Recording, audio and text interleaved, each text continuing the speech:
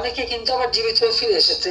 আমি কিন্তু শাস্তি পেয়ে গেছি, আমার মৃত্যুদণ্ড দেওয়া হয়ে গেছে, কিন্তু আমি যাদের হত্যা করছি তারা জীবিত হয়ে ফিরে আসছে।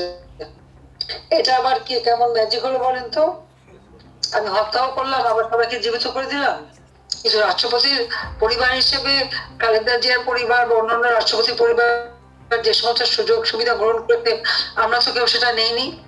যে বাংলাদেশটাকে তিল তিল করে আমরা গড়ে তুলেছিলাম, সে বাংলাদেশ আজকে আবার জন্য ভিক্ষার ঝুলি নিয়ে নেমেছে। আইনের কোনো ধারাবাহিকতা নেই, কিছুই নেই। বাংলাদেশটা চলছে সম্পূর্ণ একটা জঙ্গি সন্ত্রাসীদের দ্বারা। বাংলাদেশে এখন জঙ্গি সন্ত্রাসীদের আস্তানা হয়ে গেছে। ক্ষমতা দখল করে অবৈধভাবে, অসাংবিধানিক ভাবে হত্যা করে রাজনীতির মধ্য দিয়ে, অস্ত্র হাতে নিয়ে, মার্শালা দিয়ে, সেখানে গণতন্ত্র নেই। তারা ব্লক পেয়েছে, তারা গ্যাস তুলবে, গ্যাস বিক্রি করবে, কিনবে ভারত। প্রত্যেকটা রাজনৈতিককে মুক্তি দিতে হবে, মিথ্যা মান্য প্রত্যাহার করতে হবে, আওয়ামী লীগের উপর থেকে ব্যাগ প্রত্যাহার করতে হবে। জনগণ যাচাই করবে আমরা ভালো করি না মন্দ করি।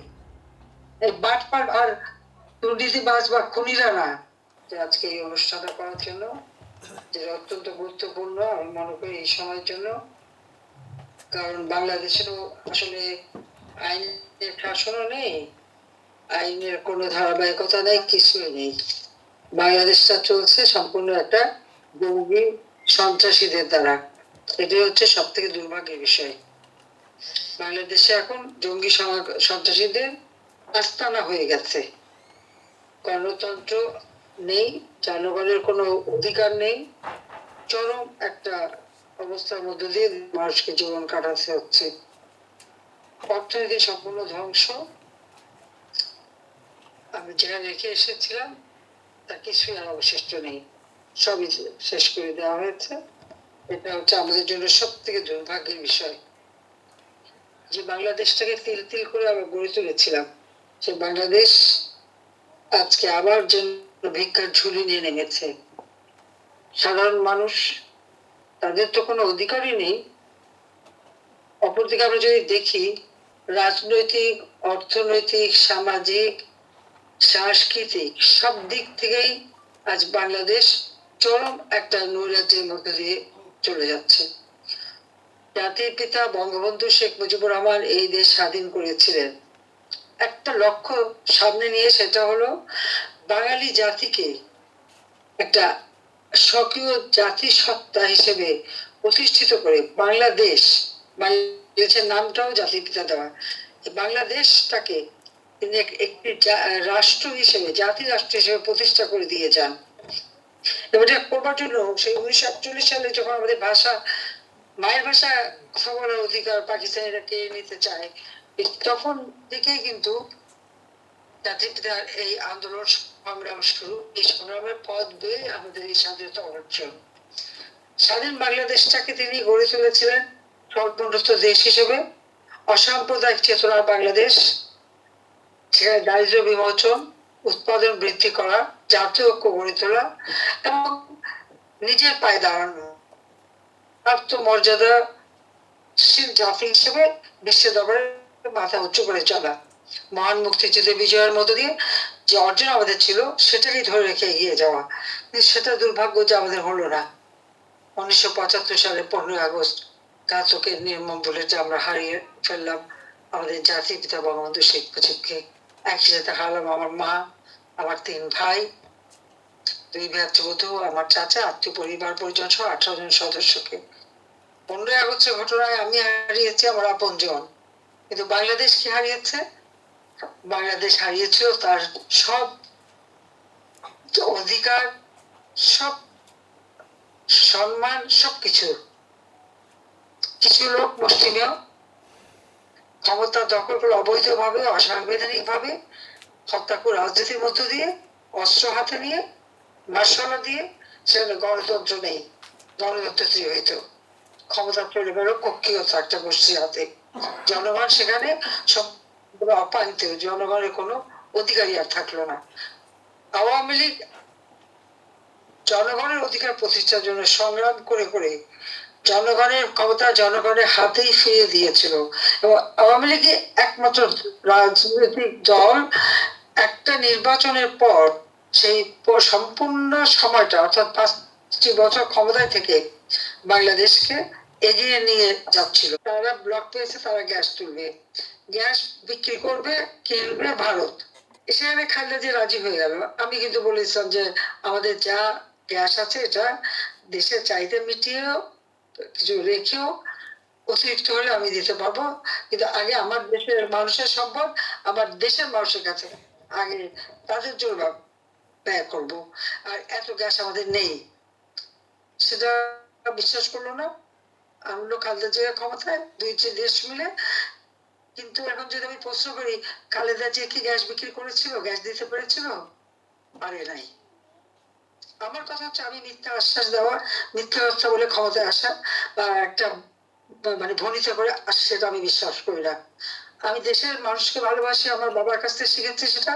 দেশের মানুষের কল্যাণে কাজ করবো, মানুষের জন্য যেটা কল্যাণ করবো সেটাই করব। দেশের মর্যাদা, মান মর্যাদা যাতে রক্ষা, আমি সেটাই করবো, আমি সেটাই করেছি। এটা যদি আমার অপরাধ হয়, অপরাধ হতে পারে, কিন্তু আমি আমার দেশের মানুষের সাথে প্রতারণা করতে পারবো না। আমি তা করিনি, নিজের জীবনে ঝুঁকি নিয়েছি কিন্তু তা করিনি। আসলে এখনকার অবস্থাটা কি, বাবা মা ভাই আমি সব হারিয়েছি। সেই হার বা বেদনা নিয়েই কিন্তু বাংলাদেশে ফিরে এসেছিলাম, নিজের ছোট ছোট সন্তানদের মাতৃত্ব বঞ্চিত করে বাংলাদেশের মানুষের পাশে, বাংলাদেশের মানুষের পাশে, বাংলাদেশের মানুষের পাশে দাঁড়িয়েছি। কেন? কারণ এই জাতির জন্যই তো আমার বাবা সারাটা জীবন ত্যাগ স্বীকার করেছেন, রক্ত দিয়ে গেছে। আমার মা, আমার বাবা, আমার ভাইরা সবাই লাখো শহীদ রক্ত দিয়েছে। কাজে সেই স্বাধীনতা তো ব্যর্থ হতে পারে না। কাজে এই স্বাধীনতার মধ্য দিয়ে আমরা বাংলাদেশকে উন্নত করব এবং সেই প্রতিজ্ঞা নিয়ে এসেছি এবং সেটা আমি সফলভাবে করতে পেরেছি। অনেকে কিন্তু আবার জীবিত হয়ে ফিরে এসেছে, আমি কিন্তু শাস্তি পেয়ে গেছি, আমার মৃত্যুদণ্ড দেওয়া হয়ে গেছে, কিন্তু আমি যাদের হত্যা করছি তারা জীবিত হয়ে ফিরে আসছে। এটা আবার কি কেমন ম্যাজিক হলো বলেন তো? আমি হত্যাও করলাম আবার সবাইকে জীবিত করে দিলাম, সেটাই বলবে নাকি? অর্থাৎ এই যে ভুয়া মিথ্যা মামলা দিয়ে হয়রানি করা, শুধু আমি না, আমি, আমার বোন রেহানা, আমাদের 5টা বাচ্চা, তারা তো খেটে খায়। আমি প্রধানমন্ত্রী হওয়াতে তাদের জন্য তো কিছুই করা হয়নি। আমি যা করেছি বাংলাদেশের মানুষের জন্য করেছি। তারা লেখাপড়া শিখেছে, পড়াশোনা করছে, চাকরি করেছে, লোন শোধ করেছে, এডুকেশন লোন, আবার পড়াশোনা করে করে অন্তত এইটুকু বলতে পারি বিশ্বের সেরা সেরা ইউনিভার্সিটি থেকে তারা ডিগ্রি নিয়ে তাদের জীবন জীবিকা করে খাচ্ছে। তারা এসে কোনোদিন আমাকে বিরক্ত করেনি, এই ব্যবসা দাও, ওই ব্যবসা, এটা কোনোটা নো, কেউ বলেনি। তারা নিজেদের মতো সাদাসিধে জীবন যাপন করে, আমরা সেইভাবেই চলি। মা বাবার শিক্ষা, জাতির পিতা প্রেসিডেন্ট হিসেবে তো 32 নম্বরের ওই ছোট বাড়িটাই থেকেছেন। আজকে বাংলাদেশের মানুষের কোনো অধিকার তো নেই। আমাদের আর্টিকেল 35-এ লেখা আছে তো যে প্রত্যেক অভিযুক্ত ব্যক্তির জন্য স্বাধীন ও নিরপেক্ষ আদালতে ন্যায্য ও প্রকাশ্য বিচার নিশ্চিত করার সাংবিধানিক অধিকার স্বীকৃতি দেয়। আজকে আমাদের বিচার হচ্ছে কোথায়? যে যুদ্ধ অপরাধীদের বিচার, সেই কোর্টে বিচার আমাদের হবে। মানে আমি যুদ্ধ অপরাধীদের বিচার করেছিলাম, তার প্রতিশোধটা নেওয়া হচ্ছে এবং মৃত্যুদণ্ড। আর প্রতি 10 কাঠার জমি কেনার জন্য 35 বছর না 34 বছরের সাজা হয়ে গেছে আমার। প্রেসিডেন্টের পরিবার কিন্তু সব রকম সহযোগিতা পায়, সব রকম। আমরা কিন্তু কেউ কিছু ওরকম কিছু নেইনি কখনো। বরং 6 নম্বর রোড ধানমন্ডি রেহানার একটা বাড়ি ছিল, খালেদা জিয়া দখল করে থানা বানালো এবং নিজে উদ্বোধন করলো, প্রধানমন্ত্রী থানা উদ্বোধন করতে গেল। এটা দেখে রেহানা বলল যে ঠিক আছে, ও একটা কোর্টে কেস করা হয়েছিল, সেখান থেকে রায় হয়েছিল যে এটা রেহানার বাড়ি, দলিল রেহানার হাতে। রেহানা বললো আমি এটা থানাকে দান করে দিলাম, সে লিখিত ভাবে থানাকে দান করে দিচ্ছে, ধানমন্ডি থানা রেহানার জায়গায় করা আছে। কিন্তু রাষ্ট্রপতির পরিবার হিসেবে খালেদা জিয়ার পরিবার বা অন্যান্য রাষ্ট্রপতি পরিবার যে সমস্ত সুযোগ সুবিধা গ্রহণ করতে, আমরা তো কেউ সেটা নেইনি। হ্যাঁ, জাতির পিতার সন্তান হিসেবে একটা আইন করে আমাদের প্রোটেকশন দেওয়া হয়েছিল। আপনারা কি জানেন যে সিকিউরিটি আমার ছিল 2001 সালে খালেদা জিয়া ক্ষমতা আসলো, 2002 বা 3 সালে সেই সিকিউরিটি প্রত্যাহার করলো, 2004 সালে আমি গ্রেনেড হামলার শিকার হলাম, আইবি রহমান সহ আমাদের 22 জন নেতা তারা মৃত্যুবরণ করলো, প্রায় 500-700 নেতা কর্মী আহত। এখন আমাদের অনেক নেতার গায়ে সেই স্প্লেন্ডার, আমাকে মানব ঢাল রচনা করে সেখানে তারা রক্ষা করলো। এটাও প্রায় 24টা গ্রেনেড, 13টা গ্রেনেড সেখানে তারা ফুটিয়েছে, তাও আমি বেঁচে গেছি। অবশ্য আমি বেঁচে ওটা ওদের জন্য দুঃখজনক। আজকে আইনের শাসন নাই, সাংবিধানিক কোনো ধারা নাই, কোনো কিছু নেই। এই অবস্থায় এই দেশ কিভাবে এগোবে?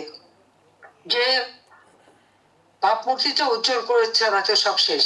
ঘরের ভিতরে ঢুকে মেয়েদেরকে রেপ করে যাচ্ছে, বালিকাদের প্রতিনিয়ত হচ্ছে। তাদের বিচার চাওয়ার কোনো অধিকার নেই, কথা বলার অধিকার নাই, বলেই আবার এসে তাদের অত্যাচার। ঘরের মধ্যে ঢুকে মা বাবা স্ত্রী বা চাচি আত্মীয় স্বজন এক এক জায়গায় এক একটা কাহিনী। এই রিসেন্ট আপনারা দেখেছেন রংপুরে যে ঘটনা ঘটলো, বা বগুড়ায় যুবলীগের নেতা কর্মী খুব ভালো, ভৈরবে যুবলীগের নেতাকে কুপিয়ে কুপিয়ে তোলেই গতকালকে গত পরশুর কথা। এগুলি কি মানবাধিকার লঙ্ঘন করা না, নাকি এগুলি মানবতার পক্ষে কাজ করা? সেটা আমার প্রশ্ন। আওয়ামী লীগ ক্ষমতায় থাকতে কি এই ধরনের ঘটনা ঘটতে পেরেছে? এইভাবে মেয়ের মধ্যে ঘরে ঢুকে ঢুকে কেউ রেপ করতে পেরেছে? পারেনি। সঙ্গে সঙ্গে ব্যবস্থা নেওয়া হয়েছে, রেপ সব আমরা বন্ধ করেছিলাম। আর যেখানে করেছে সঙ্গে সঙ্গে খুঁজে বের করে তাদের শাস্তি দেওয়া হয়েছে। এখন তো তা দেওয়া হয় না। আইনজীবীদের গায়ে হাত তোলা, আইনজীবীদের মারা, গ্রেপ্তার করে দিয়ে যাওয়া আমাদের পক্ষে দাঁড়াবে কেন? সেই জন্য তাদেরকে গ্রেপ্তার করে তাদের উপর অমানবিক নির্যাতন। মহিলা আইনজীবীর গায়ে হাত তোলা কবে হয়েছে বাংলাদেশে? কখনো আমাদের সময় হয়নি, কিন্তু সময় এটা শুরু। তার মেটিকুলাস ডিজাইনের প্রত্যেক জায়গায় একটা ভীতি রাজত্ব। বাংলাদেশটা এখন একটা ভীতি রাজত্ব কাজ করছে। কোনো মানুষের কোনো মানে আশা নাই, ভরসা নাই, ভবিষ্যৎ নাই, চিন্তা নাই, কিচ্ছু, শুধু ভয়, আতঙ্ক, আতঙ্কের মধ্য দিয়ে যাচ্ছে। আস্থাহীন হয়ে পড়েছে। যে মানুষগুলিকে আমি আস্থা বিশ্বাস সৃষ্টি করেছিলাম, যার জন্য বাংলাদেশটাকে এগিয়ে নিয়ে যাচ্ছিলাম, আজকে সেটা ধ্বংস করে দেওয়া হয়েছে। সেখান থেকে কিভাবে মানুষকে উদ্ধার করা যায়, কিভাবে দেশটাকে উদ্ধার করা যায়?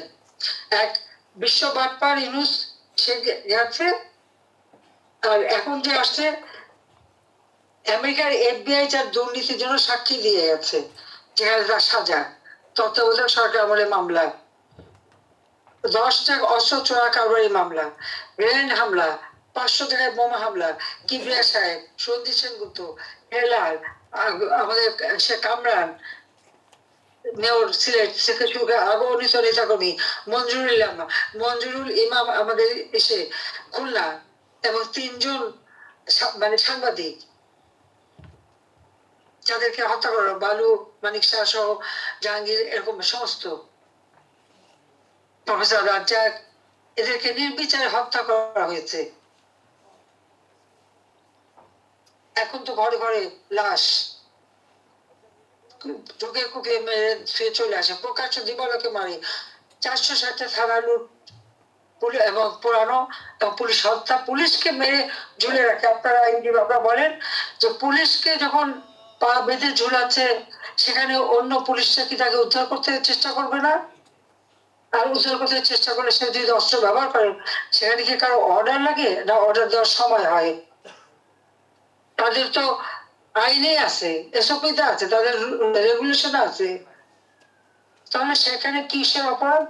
সেগুলো আমাদের দোষ, সেটা আমাদের দোষ, সেটাও আমরা মামলা নিচ্ছি। সবাই নাকি হচ্ছে, সেই পুলিশ হত্যার বিচার হবে না প্রকাশ্যে বলে দিল, কিন্তু পুলিশ যখন তার কলিগ বা মানুষের জানমাল রক্ষা করার চেষ্টা করলো, রাষ্ট্রীয় সম্পদ রক্ষা করার চেষ্টা করলো, সেটার জন্য বিচার হবে। এটা কোন দেশে আইন? কিভাবে এটা হয় আমাকে বলেন তো, সেটা বোঝান আমাদেরকে। একজনের বাড়ি লুট করে নিয়ে যাচ্ছে, আগুন দিয়ে পোড়াচ্ছে, তারা হচ্ছে হিরো, ইন্ডেমনিটি দেওয়া হয়েছে তাদের।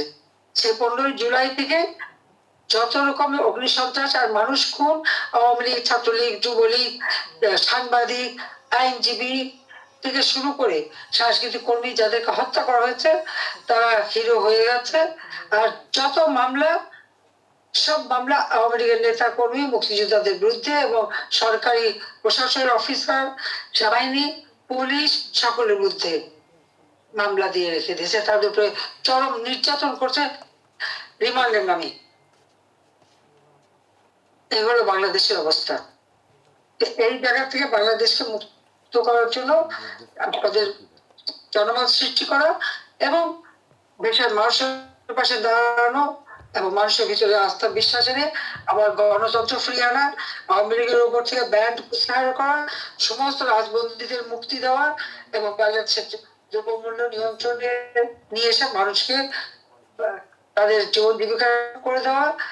ঘরে ঘরে আমি বিদ্যুৎ দিয়েছিলাম, আবার সেই বিদ্যুতের ব্যবস্থা করে মানুষের জীবন মান উন্নত করা, এই দাবিগুলো আমাদের করতে হবে। প্রত্যেকটা রাজবন্দীকে মুক্তি দিতে হবে, মিথ্যা মামলা প্রত্যাহার করতে হবে, আওয়ামী লীগের উপর থেকে ব্যান প্রত্যাহার করতে হবে। জনগণ যাচাই করবে আমরা ভালো করি না মন্দ করি। এই বাটপাট আর দুর্নীতিবাজ বা খুনিরা না। কাজে সেটাই আমি চাই। সবাইকে ধন্যবাদ জানাচ্ছি। সবাই ভালো থাকেন, সুস্থ থাকেন এবং বাংলাদেশের প্রকৃত তথ্যটা আপনার প্রত্যেকটা জায়গায় এটা তুলে ধরেন যে আজকে কিভাবে মানুষ কষ্ট পাচ্ছে প্রতিটি ঘরে ঘরে। একেবারে সেই তৃণমূলের খেটে খাওয়া রিক্সাওয়ালা, দিনমজুর থেকে শুরু করে ব্যবসায়ীরা পর্যন্ত যে কয়জন মোটা টাকা ঘুষ দিতে পারে তার টিকে যাচ্ছে, বাকি যারা না। চাঁদাবাজি, মাস্তানি, ঘুষ, দুর্নীতি প্রতিনিয়ত চলছে। সেখান থেকে দেশকে রক্ষা করা এ দায়িত্ব সকলের। আমি আছি আপনাদের পাশে।